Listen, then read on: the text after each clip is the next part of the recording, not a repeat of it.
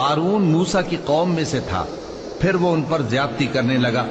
اور ہم نے اس کو اتنے خزانے دیے تھے کہ ان کی کنجیاں ایک طاقتور جماعت کو اٹھانا مشکل ہوتی۔ جب اس سے اس کی قوم نے کہا کہ اترائیے مت، کہ اللہ اترانے والوں کو پسند نہیں کرتا،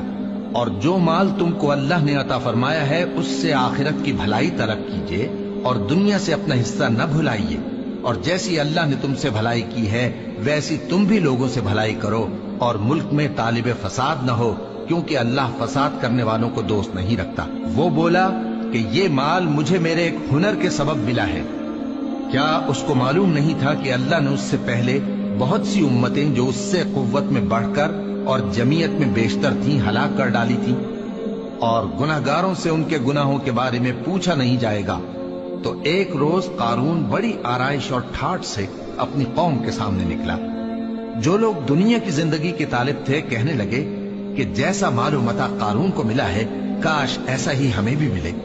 وہ تو بڑے نصیب والا ہے۔ اور جن لوگوں کو علم دیا گیا تھا وہ کہنے لگے کہ تم پر افسوس، مومنوں اور نیکوکاروں کے لیے جو ثواب اللہ کے ہاں تیار ہے وہ کہیں بہتر ہے، اور وہ صرف صبر کرنے والوں ہی کو ملے گا۔ پس ہم نے قارون کو اور اس کی حویلی کو زمین میں دھسا دیا، تو اللہ کے سوا کوئی جماعت اس کی مددگار نہ ہو سکی اور نہ وہ بدلہ لے سکا۔ اور وہ لوگ جو کل اس کے رتبے کی تمنا کرتے تھے صبح کو کہنے لگے ہائے شامت،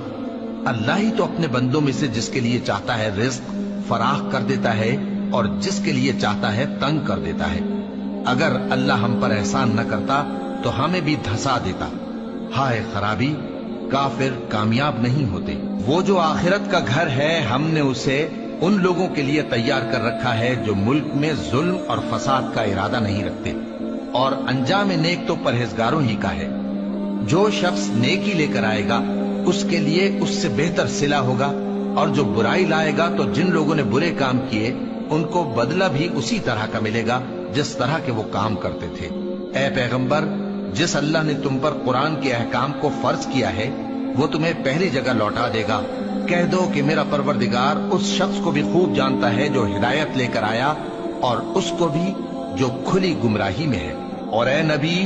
تمہیں امید نہ تھی کہ تم پر یہ کتاب نازل کی جائے گی مگر تمہارے پروردگار کی مہربانی سے نازل ہوئی، سو تم ہرگز کافروں کے مددگار نہ ہونا، اور وہ تمہیں اللہ کی آیتوں کی تبلیغ سے